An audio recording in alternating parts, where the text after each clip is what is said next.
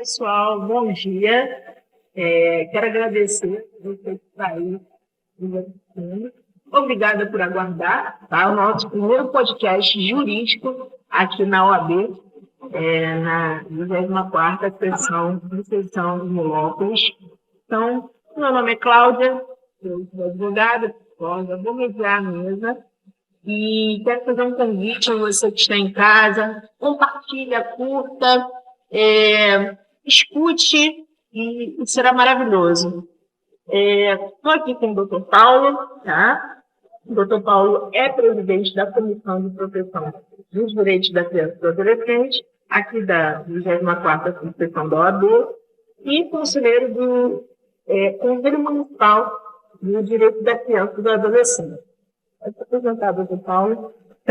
Bom dia, muito obrigado. Esperamos que vocês participem. E estamos aqui fazendo trabalho aqui pela 24ª sessão para poder trazer alguns argumentos, algumas conversas sobre a questão do abuso sexual de criança e adolescente, tema tão importante e pouco discutido. E quero dizer também que, além de advogado, eu sou diretor do CREAS, que é o Centro de Referência Especializado da Assistência Social, que trabalha com direitos violados. A questão e o público-alvo, um dos públicos-alvos do CREAS é a violência sexual de crianças e adolescentes. Adolescentes, jovens, ele representa aqui os jovens, vai falar um pouquinho a respeito desse assunto tão importante.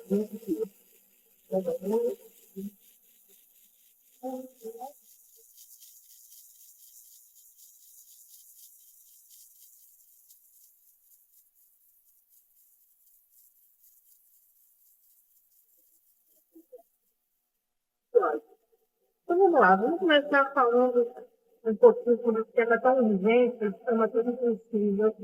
E, sabe, dando um panorama atual, tá? Segundo alguns dados do Fórum Brasileiro de Segurança Pública, há um caso de violência sexual contra crianças e adolescentes, ele é registrado a cada 10 minutos no Brasil. Então, há muitas denúncias. E, doutor Paulo, fala um pouquinho como que o sistema de justiça tem lidado com essa realidade. Antes de entrar nesse aspecto, é importante dizer que o dia 18 de maio, que é o Dia Nacional ao Combate à Exploração, ao Abuso e Exploração Sexual de Adolescente, foi constituído por conta de um caso que aconteceu em 1973, no Espírito Santo, que é o caso de uma menina de 8 anos, que ela foi abusada, estuprada, queimada e morta. Crime esse que até hoje, apesar de ter sido um processo, ter tido julgamento, os agressores estão soltos até hoje, infelizmente. Então, por isso, foi esse dia feito para a gente não esquecer dessa questão da violência sexual de criança e adolescente. Foi só em 2000 que o Congresso Nacional instituiu esse dia. E a questão dessa questão da criança, muita coisa na área jurídica tem que ser feita ainda, apesar dos avanços, mas é importante dizer que só em 1988, para a Constituição Federal, que crianças e adolescentes tiveram seus direitos reconhecidos.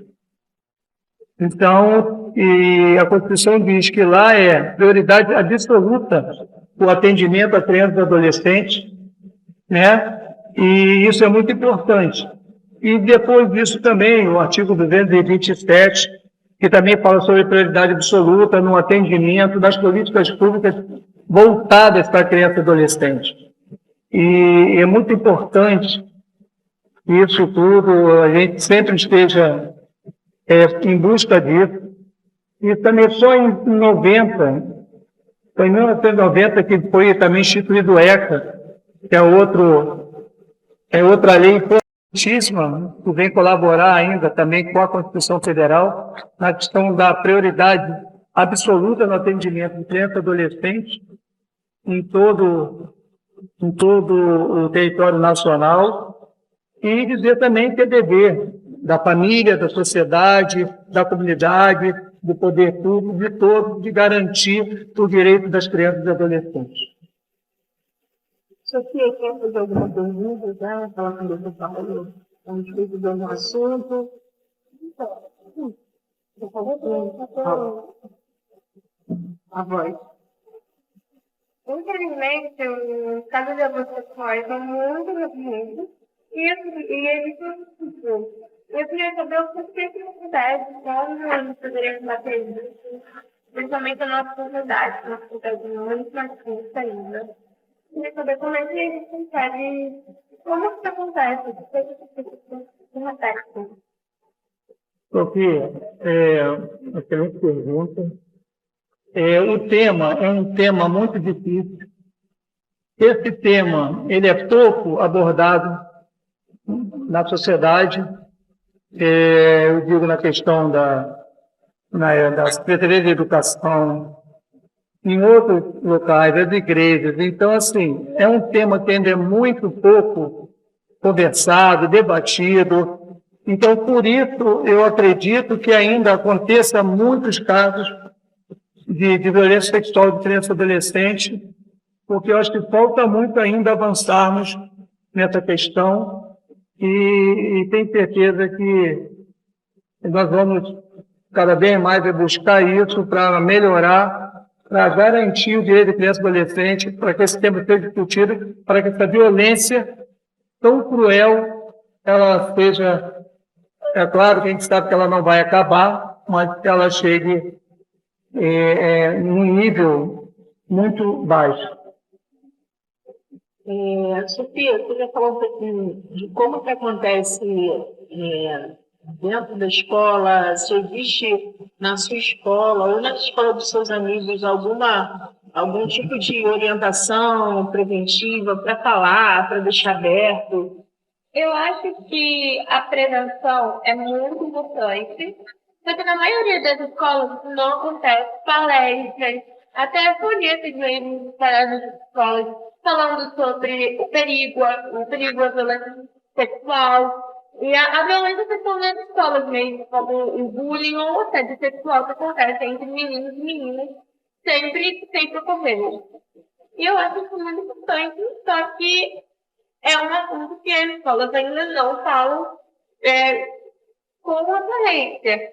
E eu acho que é por isso que acontece muitos casos ainda na escola. Por isso que as meninas não chegam na coordenação e falam o que está acontecendo com a sua família, na igreja, na escola mesmo. E isso é muito importante. Eu acho que ainda não é muito retratado nas escolas nem no nosso ciclo, ainda na igreja, na família. Doutor Paulo, o senhor acha que isso ainda é um tabu, é isso? Por isso que você comentou que não existe ainda nas escolas, em alguns lugares, é um tabu social, as pessoas têm medo de falar, a própria família talvez por medo, ou por ser um tema sensível, pensando em estrutura familiar, em como que a nossa família, como que a nossa sociedade estruturou a família. E aí tem essa questão de ser importante para um indivíduo que está passando por esse tema, mas que um coletivo, para um bem maior, por uma coletividade familiar, não podemos tratar esse assunto. Isso acontece muito, isso acontece dentro do CREAS também. Como é que funciona? No CREAS, ele é um centro de referência especializado para esse atendimento. Então, lá tem toda uma equipe multidisciplinar, que é psicólogo, assistente social, orientador jurídico, pedagogo. E o que acontece é o seguinte, que a Sofia está dizendo, realmente é um assunto que é um tabu ainda, acredito que sim, porque pouco se fala nesse assunto. Como ela disse nas escolas, a gente pode ver que também tem lá palestras sobre bullying está sempre em evidência, e a questão do assunto abuso sexual, exploração, é pouco realizado nas escolas, como ela mesmo disse, palestra. Eu acho que falta muito afixar em cada sala de aula, nas igrejas também, em locais que a criança e adolescente possam estar vendo, onde é um canal de denúncia, onde denunciar, porque muitos desses casos de violência sexual acontecem dentro de casa. São pessoas de confiança da criança, são vizinhos, são parentes, são pais, são mães. Então, assim, é muito difícil para a criança ela verbalizar isso. E demora muito também para que isso aconteça. Como lá no prédio nós acompanhávamos, demorava 5, 6 anos, dependendo, para essa criança poder verbalizar o que acontecia com ela. Então, é muito importante que esse tema seja debatido claramente. Igual estamos aqui aproveitando, conversando com a Sofia, que é adolescente, é muito importante ela trazer esse relato para a gente, o que ocorre nas escolas. Então, eu acho que isso tem que ser muito debatido. A questão do dia 18 de maio, que é esse maio laranja agora, sempre se, maio laranja, aí tu vai fazer falar nesse assunto, e os outros meses, todo o ano inteiro, não se fala mais em abuso sexual, em nada, falta muita propaganda. Acho que está faltando realmente, todos os lugares, fixado lá, um panfleto que seja a questão do abuso, e também chame a atenção da adolescente e que ela tenha acesso a ver, e não botar num canto escondido só para dizer que tem lá, que o abuso é crime. Eu acho que a adolescente tem que ter mais visibilidade disso, e a escola é um lugar primordial, porque muitos desses casos, uma grande maioria, acontece dentro de casa, ela não tem como falar isso dentro de casa. Então, às vezes, você na escola, com uma colega, com uma professora, com uma diretora, ela vai conseguir contar essa situação dela, essa violência sexual que ela sofre. Então, é muito importante que a escola seja, assim, muito participativa, olhe com bastante carinho, bastante atenção com os seus alunos, as pessoas, para qualquer caso, se vê que está acontecendo alguma coisa, ela poder tomar providência. E outra coisa, é na escola que realmente é onde a criança passa a maior parte do dia dela, muitas das vezes, né? Em integral, não é só em escola pública que se deve fazer os eventos, temos também que procurar escolas particulares, porque são escolas, então tem todas as escolas de trabalho que tem que ser feito, e lembrar que nem em todas as classes acontece a violência sexual. E muitas dessas classes são classes médias, classe alta, e isso aí é abafado, porque para a questão de não se expor, não é nem muitas das vezes pensando na criança, não. É o adulto pensando nele, para não expor a família, e aquela criança fica ali sofrendo os abusos ali. Então, assim,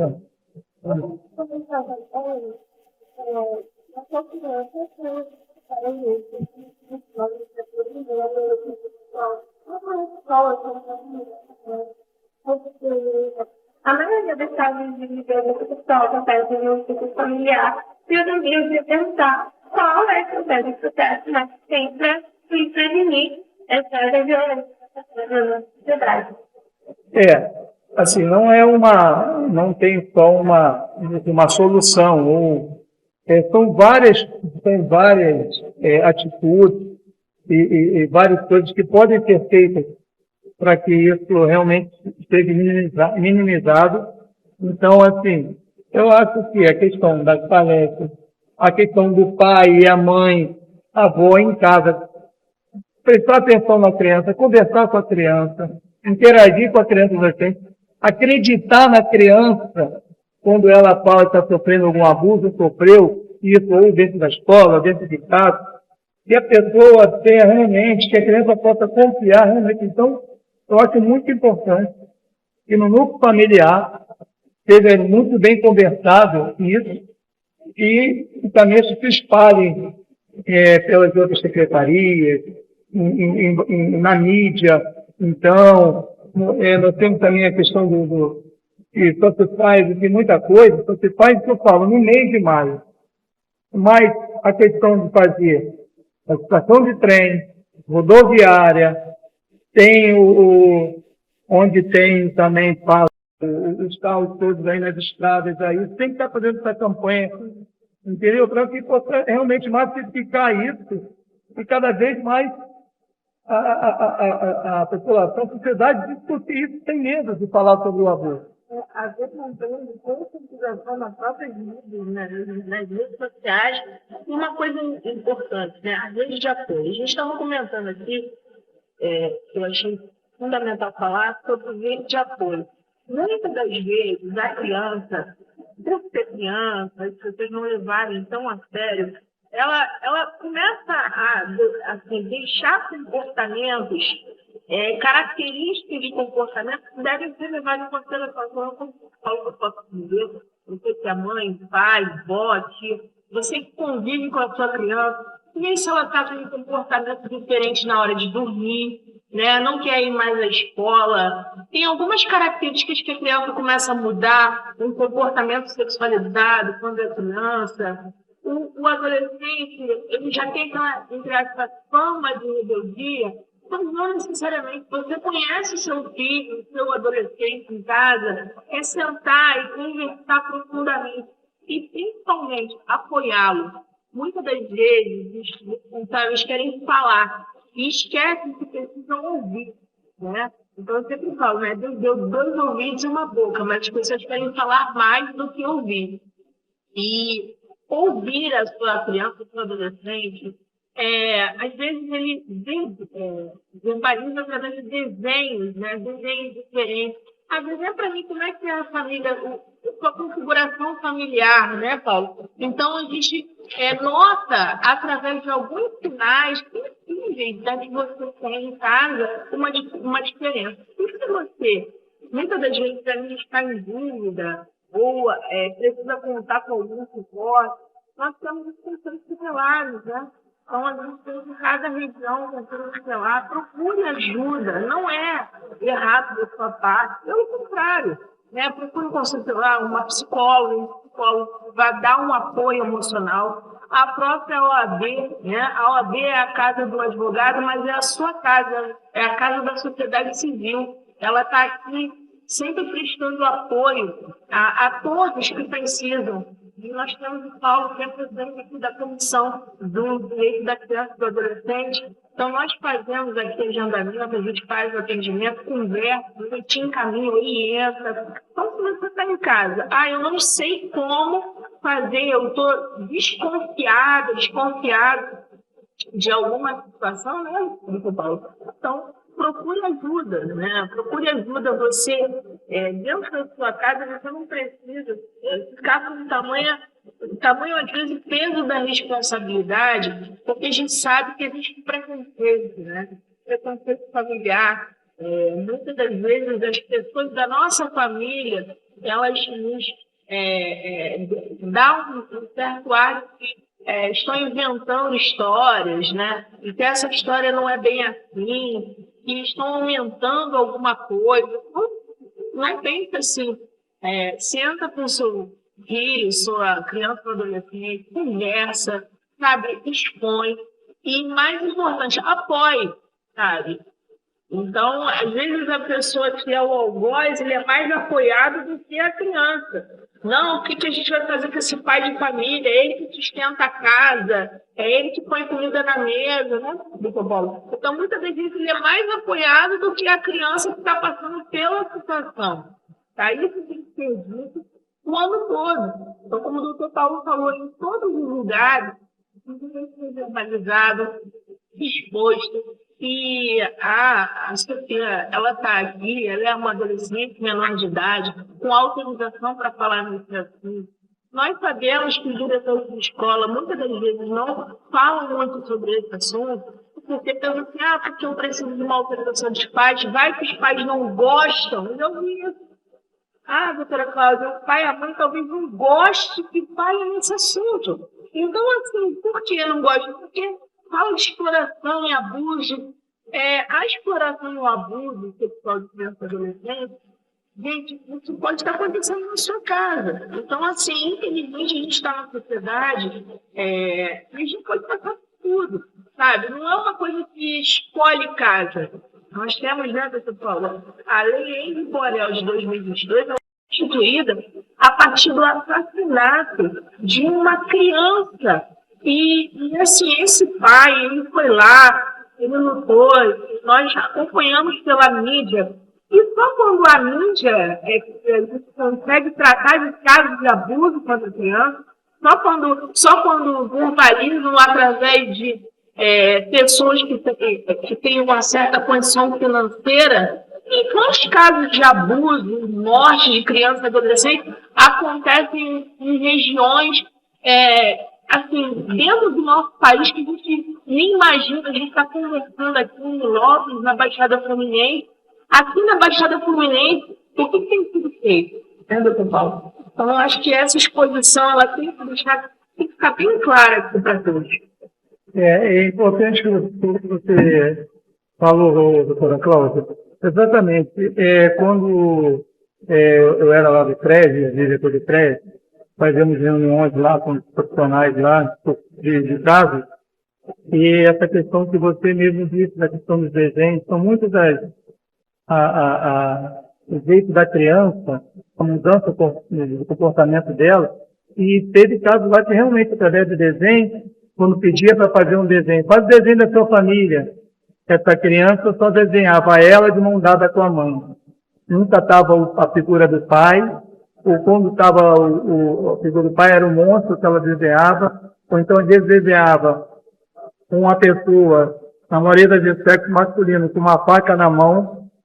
Então, assim, é muito importante realmente essa atenção dentro de casa e as pessoas também assim, acreditarem mesmo, porque infelizmente muitos casos a mãe às vezes ainda culpa a criança, a adolescente fala que a criança e adolescente que provocou isso, que botou uma roupa curta, por isso ela foi abusada, por isso ela foi violentada. Então, tem toda essa questão que tem que discutir dentro e fora de casa sempre. Então, por isso, eu acho super importante essa discussão se faça sempre, dia a dia, com palestras nas escolas, com profissionais da área que possam, psicólogos, falar sobre esse assunto, escutar os adolescentes, entendeu? E assim, acabar com essa coisa de não pode falar no assunto. Tem que falar, todo assunto tem que falar. Ainda mais hoje aí, como você tocou aí, a mídia, tudo mais aí, a gente só fica sabendo muitas vezes quando é um caso, caso que toma uma proporção grande, que a mídia toma, né, e aí começa a massificar em cima daquele caso, mas todos os outros casos estão acontecendo aí e continuam subnotificados, e as pessoas, e assim, a mídia, ela tem a contribuição importante, ela tem também que olhar para dentro dela, porque muitas das vezes eu vejo a mídia, assim, só fala daquele assunto quando é importante, acho que é um período para se falar. Eu falando aqui, por exemplo, a questão de show, alguns shows que tem gratuitos, que passam na mídia, na televisão, tudo é noticiado, e lá acontecem várias coisas num show ao vivo, onde está tendo simulações de atos sexuais, onde crianças estão presentes vendo lá esse show, porque é um show aberto, né? Público aberto, e a televisão, a mídia, passando isso ao vivo. Então, assim, também eu acho que a mídia ela tem que olhar para dentro, procurar não ver o que deve, o que não deve, não é questão de ideologia, não é questão de religião, é questão de, eu acho, assim, de bom senso. Tudo é bom senso. Às vezes faz as coisas assim e não tem bom senso. Então, claro, não quer ver, muda de canal, não lê mais aquele jornal, não lê o jornal. Mas hoje está aí a internet aí mostrando tudo. Quer dizer, tem discussão até hoje da questão da mídia da internet. Até hoje não teve ainda uma lei que proteja. Independente, será que não tem, com toda a tecnologia, que esses casos de abuso e outros casos não se consegue pegar antes que mal chegue na mídia, interrompa isso, porque demora muito, é muito difícil. O Congresso está discutindo ainda a questão das mídias. Tá, o Supremo Tribunal Federal, há quanto tempo isso? Então, sim, se realmente não parar, realmente vamos fazer a coisa acontecer, porque a demora é muito grande. A criança é abusada hoje, não pode ficar esperando isso tudo, não. Está demais a violência sexual, fala-se muito na violência doméstica, toda hora na televisão, fala da violência doméstica toda hora, o tempo inteiro, em todos os canais, e é todo dia. E a questão da violência sexual das adolescentes, passa todo dia na mídia, você quase não vê. Só vê quando é um caso, né, que chama atenção e fica massificando só aquele caso, e outro caso, mas então tem, eu acho que tem que muita coisa mudar. Eu acho que a mídia tem um papel importantíssimo, já é a hora, já passou a hora dela contribuir para a gente diminuir e, se Deus quiser, um dia erradicar essa questão da exploração sexual, do abuso sexual. A exploração também é uma outra coisa, né? A exploração é diferente do abuso. A exploração, ela visa mais o lucro, né? Trata a criança como um objeto de valor. E muitas cidades aí turísticas, Rio de Janeiro, a cidade turística, Nordeste, então, de tudo, explora. Então, e aí, temos hoje aí na mídia, passando nos Estados Unidos lá, aquele produtor musical americano, rap, que está sendo processado lá por vários crimes. Um dos crimes mais violentos que ele está fazendo é o tráfico de pessoas, a exploração sexual, o abuso sexual, porque filmava, drogava crianças e adolescentes para ser usadas lá. E levava, então, para as festas para ir. Drogava crianças, pegava meninas, duas amigas para fazer o que tiver com elas e com o dele, fazer o que tiver com as crianças. Então, as pessoas estão fazendo uma defesa certa lá.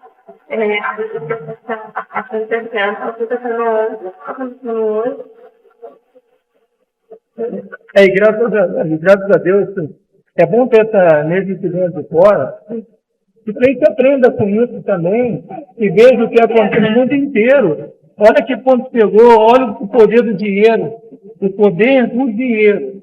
Então, assim, não está acontecendo lá no lugar pobre, não. São os milionários que fazem essas festas, essas coisas todas, cometem os abusos. Então, isso tudo a gente tem que aproveitar, e também olhar para isso e falar, poxa, não queremos que no Brasil isso aconteça. Vamos buscar mais, vamos trabalhar mais a questão, vamos buscar mais as crianças e adolescentes para exatamente políticas públicas serem feitas e realmente sejam feitas e elas realmente aconteçam. Eu acho que é um ponto importante, políticas públicas. Nós sabemos que no Brasil hoje a gente tem um grande desenvolvimento com relação, mesmo que comparado com a violência contra a criança, a violência doméstica, a violência contra a mulher, também começa, né? Nós temos assim, uma frase do não é não.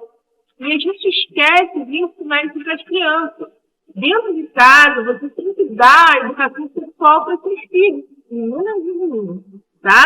Então, não pode tocar no corpo da menina, não pode tocar no corpo do menino, até onde o adulto pode ir, se oferecer tal coisa, qual é o seu limite? Ameaças.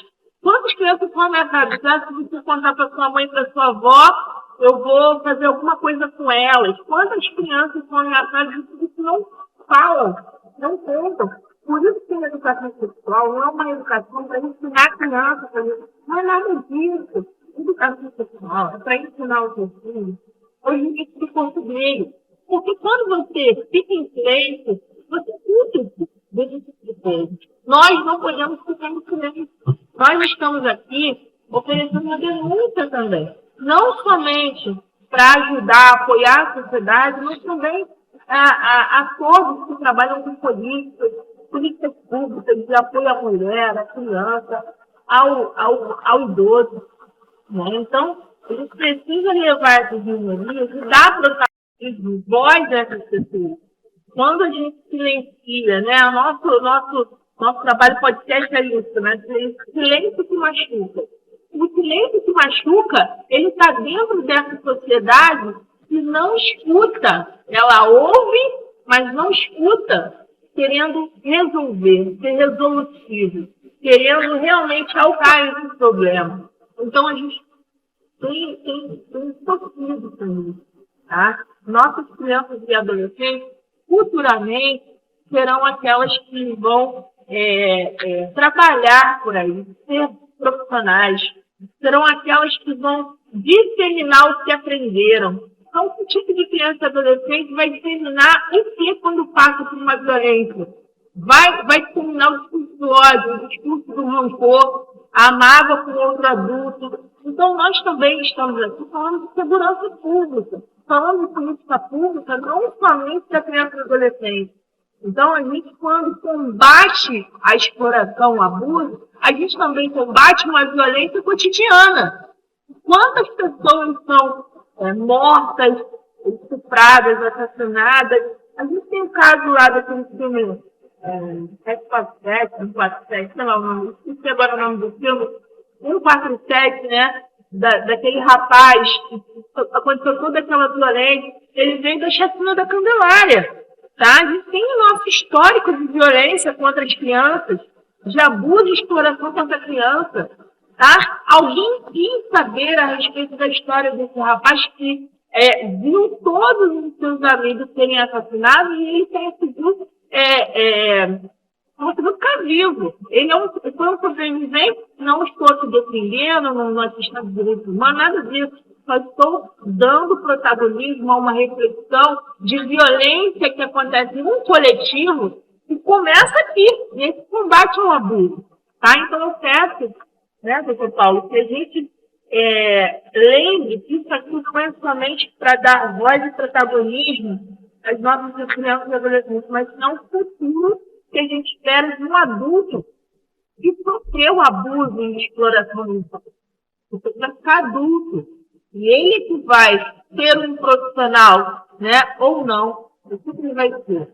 O que você espera desse abuso? Tá? Eu estou com uma pergunta aqui. Qual a contribuição que a literatura poderia fazer para ajudar as crianças que sofrem abuso? Ou até mesmo os pais nessa situação, uma situação como essa?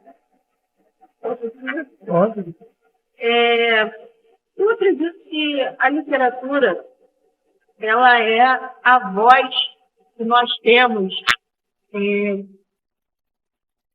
tirando um pouco essa realidade, né, mas de uma forma subjetiva, apresentar através da literatura, não só com livros, né, mas uma literatura expondo situações de casos, através de desenhos, tá? Através de o próprio podcast mesmo.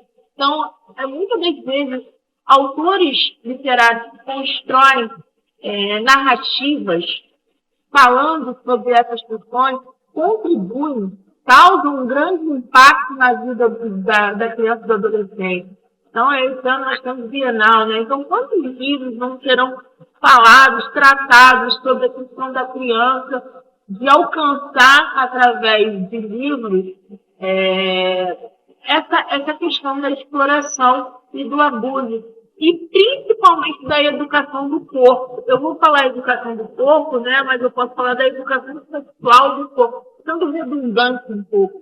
Tá? Então, a gente precisa, através da literatura, utilizar essa ferramenta para que a narrativa, a linguagem, alcance essas crianças e adolescentes.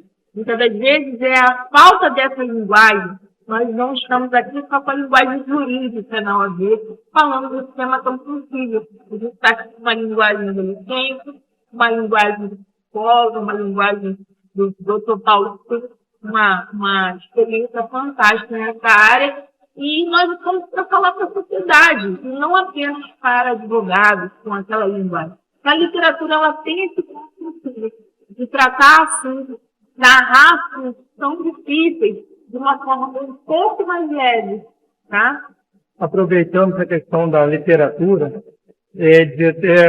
quando estava no TED, algumas são elaboradas e distribuídas, algumas revistas, cartilhas, através de forma de desenho, mostrando como identificar o abuso, como está sendo abusada. Isso é usado para ter essa conversa com a criança, esse acompanhamento com a criança, até para ela, através daquele desenho, daquela revistinha, daquele livro, de assim, ela poder entender por ali que ela foi abusada, o que aconteceu, e dali ela começa a verbalizar o que aconteceu com ela. Então, tem alguns que já muito que tratam desse assunto de forma literária, que eu digo que através dessas revistas. Agora, eu acho importante que isso possa ser distribuído nas escolas, nos outros lugares, e não somente distribuir, o governo federal lança a cartilha, não sei o quê. Aí só distribui para os equipamentos da prefeitura, ou municipal, ou estadual, federal, mas eu acho que poderia se estender isso às escolas, a outros lugares que a criança, as famílias possam ver aquilo e conversar. Isso, então, assim, a criança poder ver através do desenho, que é a coisa lúdica que ela gosta de desenho, ela vai ver que, peraí, isso que está aqui, meu pai faz comigo, isso não pode. Isso aqui, meu tio fez comigo, isso não pode. Então, assim, acho muito importante, quando estava no CRES, o técnico sempre usaram, muitas das vezes, e era através dessa questão da revistinha, da ilustração, mostrando o corpo, através também, tinha uma coisa de bonecos, de menino, menina, mostrando como é que era o abuso, como fazia. Tem até uma discussão na questão da psicologia, de usar esses instrumentos, né, de alguma coisa que não fosse ferir de alguma maneira, né, a questão da criança, assim, na questão mesmo, né, do psicológico, porque a gente está falando de violência sexual. Quando a gente está falando de violência sexual, não está só falando do ato sexual, está falando da violência psicológica, física, toda a violência, como a doutora Cláudia falou, a criança, ela é criança. Ela, daqui a pouco, ela vai ter uma família. Como que ela vai conseguir ter um relacionamento? Como ela vai conseguir se relacionar com outra pessoa? Se ela já foi abusada, como que ela vai ter esse relacionamento, conseguir levar isso? Talvez até tenha, e talvez seja um relacionamento que ela vai estar sempre abusiva, vai estar tendo um relacionamento abusivo, porque ela viveu aquilo tudo. Até para ela conquistar, né? Poxa, não, entender aquilo tudo que aconteceu com ela, ela ter todo um acompanhamento, que ela vai precisar de acompanhamento, que às vezes, psicologicamente, pode ser que nunca apague dela. Ela vai conviver e viver a vida inteira com aquilo. E aquilo pode fazer com que ela nunca tenha uma família, que ela possa achar que ter uma família, se relacionar, não é legal, não é bom. Então, assim, é muito importante, porque começa de criança e pode levar a vida inteira. E aí, a gente usa como uma coisa de autoestima, né? A autoestima da criança e do adolescente é uma coisa muito importante, até para a gente ver os limites do corpo da criança. A educação sexual, ela é um instrumento de proteção para a criança, e não só, porque tem muita gente que acha que a educação sexual é para ensinar a criança a, sei lá, fazer sexo. Mas não é para a criança ter conhecimento sobre o próprio corpo, a família falar para ela, olha só, aqui não pode mexer, eu não posso mexer. Esse amigo ele desenha para a mamãe conta. Porque é muito perigoso. A família mesmo está tomando uma questão meio perigosa. Não pode deixar, não pode deixar no colo do tio, não pode deixar no colo do avô, do primo mais velho. Não pode. E por causa disso, e também por causa no assédio sexual, a autoestima da criança pode afetar o relacionamento emocional dela. E aí, a gente pode identificar situações com isso, né? Com certeza, muito bem falado. É muito importante a gente ter essa opinião, essa voz de uma adolescente, entendeu? Porque, olha, como que ela traz coisas aqui para a nossa discussão, para o nosso assunto aqui, é muito importante tudo que você falou. Também tem aquela coisa do carinho. O pai, o tio, o avô, o padrinho, a mãe, pode ter carinho, pode ter se criança sentar no colo, dar um abraço no pai, um abraço na mãe. Isso não significa que ela está sendo abusada, está sendo. Entendeu? Então, assim, tem que ter muita responsabilidade e prestar muita atenção nisso. Nem todo comportamento de um adulto com a criança ele está sendo abusivo. Porque muitas das famílias, as mulheres e as mães estão no mercado de trabalho. E muitos homens que estão em casa.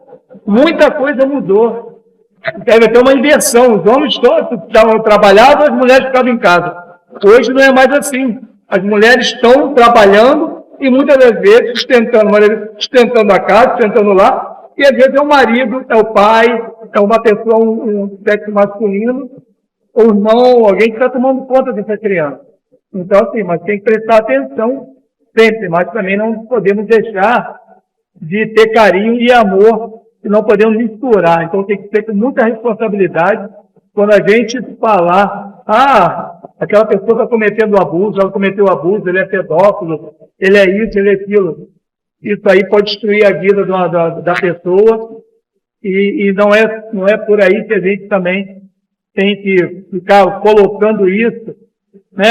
A gente tem primeiro ter se tem aquela situação, tem dificuldade, como a doutora Cláudia falou, procura uma ajuda, um psicólogo, alguém que possa realmente conversar e ajudar. E ver que realmente é um caso que está acontecendo um abuso, então vamos tomar as providências. E depois a gente vai falar aqui, eu vou falar, sobre os canais de denúncia, aonde orientar, como. Uma coisa importante, né? Tem uma pergunta aqui. Como que o conselho tutelar pode ajudar de uma forma mais leve? Então, eu queria falar sobre a construção de pontes, né? Nós somos pontes. Quando a gente trabalha, nós nos responsabilizamos. Por exemplo, eu sou psicóloga, do Paulo, da comissão, nós somos conselheiros tutelares. Todos nós trabalhamos e temos responsabilidade com esse assunto tão sensível, tá? Então, como que o conselho tutelar pode ajudar? Você que tem eu quero saber se tem um conselho tutelar na minha casa. Hoje em dia, tudo você pode pesquisar nas redes sociais, né? Então, você pode colocar lá. É o conselho tutelar mais próximo do meu município, da minha região, dentro do meu município. E por que existe um medo tão grande de fazer uma denúncia? Talvez seja importante você estar me ouvindo, entender que a denúncia ela vai ser uma forma de você começar a dar luz a uma situação que está acontecendo dentro da sua casa e que não pode ficar impune. Tá? A sensação de impunidade para a criança, ela causa consequências muito, muito graves quando ela fica adulta. Então, essa denúncia ela vai ser ouvida dentro do conselho tutelar. Cada conselho tutelar está treinado, preparado para escutar você, escutar a criança, escutar quem for. E isso vai fazer a sua criança e adolescente também entender que você está prestando atenção nela, está se responsabilizando, está mostrando a ela que ela é uma pessoa importante para você, porque você pode não entender isso, mas ela entende, tá? E o conselheiro tutelar, ele tem esse papel de mediador. A mediação do conflito, a gente trabalha aqui na OAB também com a justiça restaurativa, com a mediação de conflitos, né? E assim, obviamente, dependendo do conflito, né? Se for um caso muito grave, é uma questão criminal, não tem jeito, né? Mas tudo é um termômetro dentro da justiça. E o conselheiro tutelar, ele está na sua região, também para fazer essa ponte, né, doutor Paulo? E fala um pouquinho sobre isso. A criança ela precisa de um adulto para fazer essa condição. O adolescente não pode, por exemplo, pegar e ir até a saída. Está acontecendo isso comigo. Eu posso ir num conselho tutelar sozinho fazer essa denúncia? Sim, é importante falar do conselho tutelar. A princípio, todos os municípios têm um conselho tutelar. Alguns têm mais do que um conselho por causa da questão populacional, então é preciso ter mais de um conselho tutelar. O conselho tutelar, ele é a porta de entrada para a denúncia de abuso sexual de crianças e adolescentes. Qualquer pessoa, pode ser criança, adolescente, qualquer pessoa de qualquer idade, pode sim entrar em contato com o conselho tutelar, e no conselho tutelar, ir lá fazer estou sendo maltratado em casa, uma criança pode chegar lá, estou sendo violentada em casa, abusada em casa. Não interessa, o conselho tutelar está ali e tem que acolher essa denúncia. Agora é importante dizer que o conselho tutelar não é só ele que recebe as denúncias. Eu vou depois, posteriormente, falar de outros canais, mas é importante dizer assim, o conselho tutelar, já que ele é a porta de entrada do município para a questão da violência sexual e tudo mais, é importante que o conselho esteja realmente aparelhado. Hoje, muitos conselhos tutelares, eles não têm estrutura. A estrutura de quê? Equipe técnica de assistente social. Ele não tem um carro próprio para ele. E muitas das vezes tem um carro próprio. O carro não fica no conselho, fica na secretaria, fica na prefeitura, mas não, o carro é do conselho, tem que ter um carro para o conselho. Porque o conselho, na hora da urgência, tudo é urgência. Tem que estar ali na hora com um carro, não pode esperar. Vou ligar para a prefeitura, vou ligar para o secretário de Estado, vou ligar para o presidente para poder o carro chegar. Não, o carro é do conselho. Outra coisa, muitos conselhos não têm telefone que você possa tirar foto, telefone que você possa gravar. Muitas dos conselhos é com o próprio telefone particular que o conselheiro sai para fazer isso, para filmar, para tirar foto. Outra coisa, a questão do telefone. Você vê alguns conselhos, você vê o telefone, que é o telefone móvel, é coisa que parece que foi feito antes da internet, porque parece que é feito para não funcionar. E aí, exatamente, muita gente às vezes reclama do conselho tutelar, o conselho tutelar não atende, não presta serviço bom, mas, claro, que tem em todos os lugares pessoas que trabalham certo e outras não. Mas, se o conselho tutelar, que é a porta de entrada, não tem essa estrutura, como que ele vai fazer para acolher essa denúncia? E hoje em dia, com toda a questão da segurança pública, o conselho tutelar, como que ele vai entrar dentro de uma comunidade? Vou lá pegar o cara lá que bateu na filha dele, que tocou a filha dele. Aí o cara é um traficante, é o dono do morro, é o dono da comunidade. O conselho tutelar, ele tem que ir lá, ele vai lá sozinho. Não, precisa toda a questão da segurança pública, vai ter que entrar em contato com a polícia militar, vai ter que entrar com os órgãos de segurança pública para lá tentar resolver a questão da violência.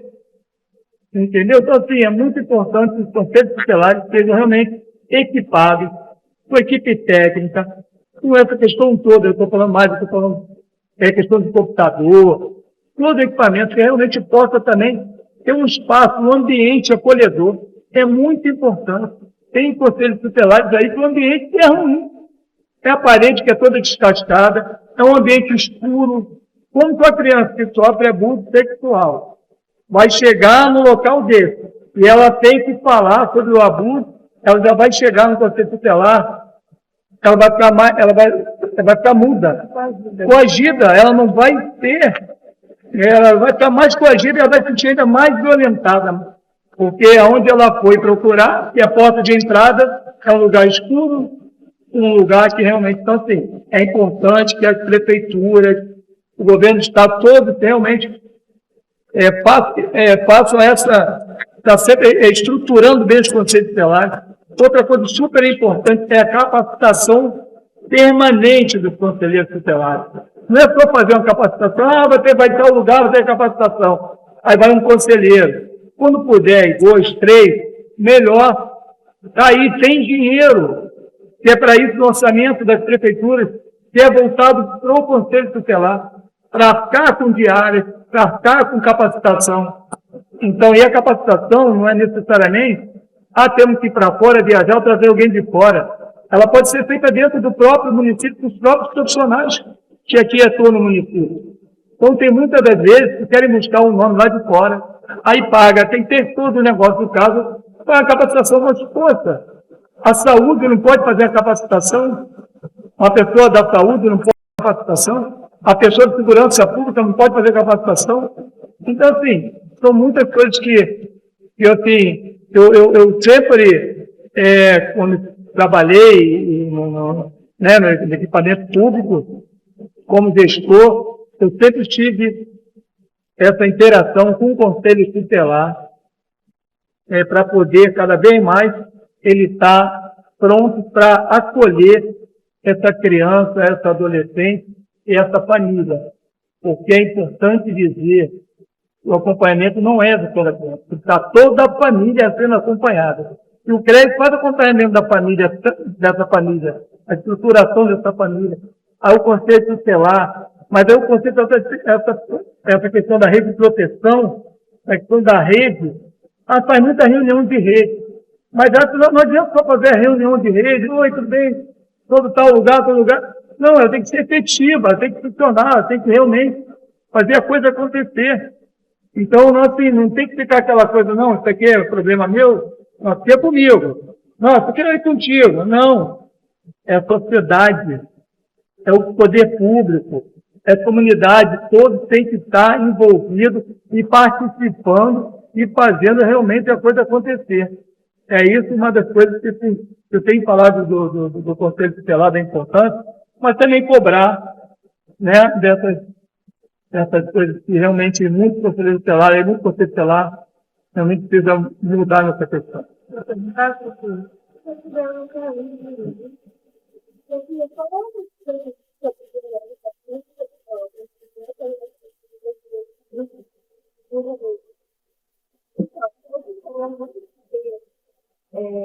Falar sobre as necessidades da internet, e porque tem muita violência na internet,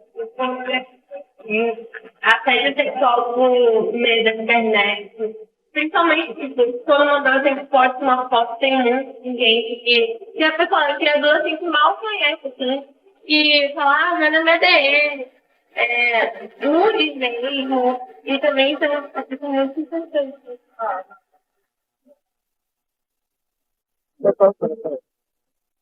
Então, esse tema é bastante sensível, né? Porque existem limites. E eles têm que ser dados já dentro de casa. Você que é pai, mãe, vó, deixa sua criança, por exemplo, pela rua sozinha, atravessar a rua, ou talvez pegar um ônibus sozinho. Mesmo que não, né? Quando ele é criança, você está sempre supervisionando. Porém, por que a internet, os familiares não chegam juntos, né? Vão colocar assim, o que você está assistindo? Deixa eu botar um limite aqui. Hoje em dia existem muitos aplicativos de limites com relação às redes sociais. A minha filha mesmo, eu tenho acesso ao Instagram direto dela, desde que ela tem Instagram, porque eu quero saber se ela está mandando direto, se está mandando alguma pornografia, se está mandando alguma coisa, porque pode acontecer. Então, não, mãe, mas eu não quero que você veja a minha conversa com fulano. Até onde vai o limite da individualidade? Mas também tem a questão da segurança. Você não tem que escolher. Tem o ônus e o bônus, não é isso? Você tem que ser responsável, pai e mãe. Então, assim, você tem que pensar, não. Eu sei que eu estou, assim, aparentemente intimidando, talvez, sendo inclusona e tal, com meu filho. Mas você tem que olhar o quarto, tem que limpar o quarto de vez em quando, tem que ver a mochila, tem que olhar a internet, assim como você tem mania de olhar a mochila para ver se tem uma roupa suja, não é mesmo? Ou alguma coisa errada. Então, acredito que na internet o mais importante é quem está mais próximo da adolescência, da criança, é fiscalização. É a fiscalização direta. Aí vem a fiscalização direta dos pais, a fiscalização das próprias mídias, né?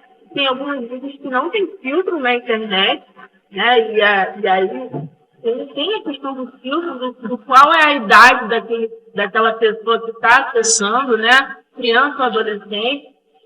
Muitos pais deixam o filho no YouTube direto ou assistindo algumas mídias direto. Você precisa ver qual tipo de desenho. Hoje em dia, antigamente não tinha isso, né, Paulo? As crianças assistiam a televisão, a gente faz até uma brincadeira com a década de 80 e 90, com o Chan, com que a Xuxa colocava e tal, mas a banheira do Gugu e tudo. Mas hoje em dia, com a expansão da mídia, essa globalização toda, a gente precisa estar muito atento, porque pessoas que fazem tráfico, crianças e adolescentes, podem estar dentro da sua casa. Então, até onde vai a sua liberdade de expressão com crianças e adolescentes? Tá? Isso precisa ser falado dentro da sua casa. E é interessante que dentro de casa, né, nós temos vários perfis, né? Se talvez você não tenha um perfil de conversar um pouco mais sobre isso, não, eu sou mais assim tímido e tal, vê alguém que seja um tio, uma tia, um primo, uma prima, uma avó, eu tenho mais abertura com esse adolescente. Conversa com ela, poxa, você não pode tocar nesse assunto sem fim, que são as mídias sociais, que tipo de acesso ela está tendo. Mas o mais importante, alguém que está fiscalizando ativamente o que está sendo visto nas mídias sociais, até para dar uma orientação e apoio. Muitas das vezes, esse adolescente, quer dizer uma coisa, perfil no Instagram, você pode botar o adolescente, pode ser um perfil privado, acredito que a maioria tenha, né, um perfil privado, até para poder autorizar quem é que vai ter acesso ou não ao conteúdo. Isso é importante. É um perfil público, acaba que é uma rede de problemas. Fica com questões da mensagem,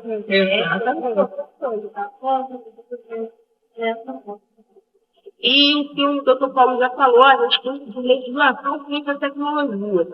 Não adianta também a gente, obviamente, dar toda uma orientação, mas quando acontece um caso grave, né, como é que é o protocolo? O que a legislação vai seguir? Tá? Então, também, acredito ser importante o poder público ter um protocolo para casos, tanto de precaução quanto de problemas que possam já estar acontecendo e como que vai agir. Qual tipo de treinamento, orientação é dado ao conselheiro tutelar frente às mídias, a inteligência artificial que está vindo aí com toda a força, tá? E como é que isso tudo vai chegar nos adolescentes a ponto de pedófilos, abusadores, pessoas que têm cada vez mais conhecimento midiático, conhecimento tecnológico, vai chegar nesses adolescentes e crianças, né, doutor? Sim, é importante falar isso. Sim, assim, eu sou muito a favor que agora essa lei das escolas, que não poder usar o telefone ou o celular, né, dentro do ambiente escolar, das salas de aula, eu acho isso uma importância, porque realmente isso vem a colaborar para a gente melhorar, porque não ter atenção da criança, não está podendo vendo outra coisa, às vezes até uma questão de música, alguma coisa durante o período que ela está lá estudando, essa coisa toda. E eu, assim, aproveitando também para dizer assim, os canais de denúncia, para a gente deixar bem claro, é o Conselho Tutelar. Nós temos também o Disque 100, que é Direitos Humanos nível nacional. O Disque 100, como ele funciona? Você não precisa se identificar, ele é anônimo, pode fazer a denúncia para lá, não precisa se identificar nada. Você vai dizer, e o Disque 100, o que ele vai fazer? Vamos supor, que nem Lopes está tendo um caso de abuso ou qualquer coisa, mas trato, ele vai encaminhar, ele vai mandar encaminhamento, eu fiz, para o Ministério Público, para o Conselho Tutelar, para o CREAS, então para vários instrumentos, várias instituições para fazer a busca, para ver se realmente aquela denúncia procede e fazer acompanhamento. Então, assim, além de você ter lá, tem um disco de denúncia, tem o 90, Polícia Militar, tem a Polícia Civil. Muitas vezes fala, vai na delegacia especializada. Outra coisa, poucas são as delegacias especializadas no atendimento de crianças e adolescentes. No Rio de Janeiro, se não me engano, tem 3, não sei se tem mais do que isso. O mais importante é que as delegacias de todo o Estado, e eu acho que Nilópolis teve até isso, até o Henrique Borel, o pai do garoto veio aqui, que tem que ter uma equipe técnica, uma pessoa técnica capacitada para fazer esse atendimento, esse acolhimento dessa família, dessa criança e desse adolescente. Por quê? E outra coisa, tem o Ministério Público também, que é um canal de denúncia, pode comunicar então direto com o Ministério Público através da Promotoria da Vara da Infância e do Adolescente, todo do quórum tem. Tem o juiz da Vara da Infância também. Tem aqui a OAB, aqui através da comissão, que a gente pode estar também, como o doutor já falou, a gente está encaminhando, orientando as pessoas para fazer essa denúncia. E outra coisa, assim, é importante, tudo é importante, né?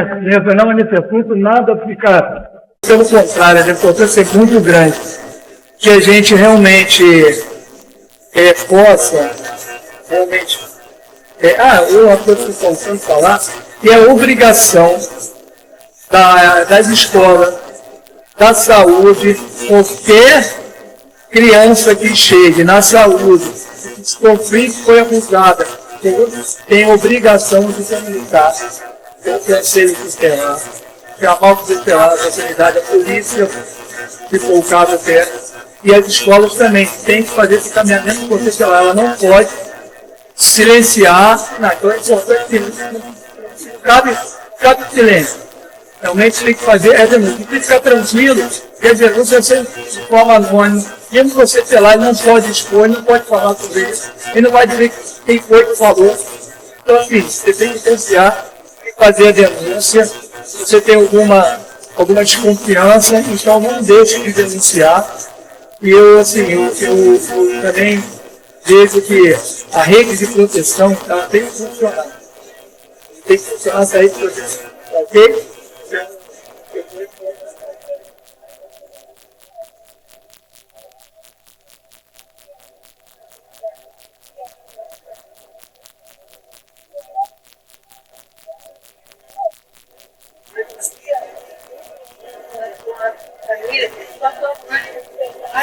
Fica muito mais fácil eles irem ou pensarem em alguma solução ou uma estratégia para tirar a situação, denunciar e aquela coisa né?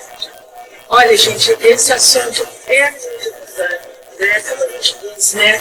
Esse podcast pode salvar uma vida, tá? Ele pode trazer esperança. Assim, muitas vezes não sendo visto dentro de uma casa no seu lar. Assim, eu já quero entrar aqui para tá? Então, meu agradecimento a todos que participaram. A gente vai responder um por um lá nos comentários, tá? Uma questão. Então, já deixamos um agradecimento. Sempre agradecimento. Minha mãe,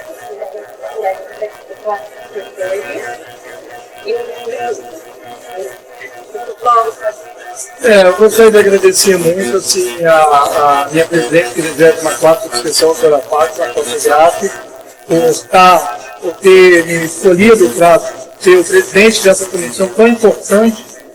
E agradecer aqui a doutora Cláudia, a comissão presidente da comissão da comunicação, que deserta uma quarta inscrição.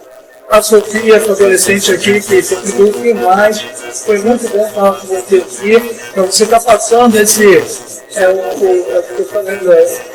que ocorre na adolescência, você que ainda está na escola.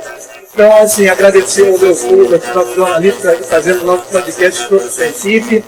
E agradecer a você que ficou aí, esperou a gente começar aqui. Agradecer demais. É um assunto muito extenso, não deu para.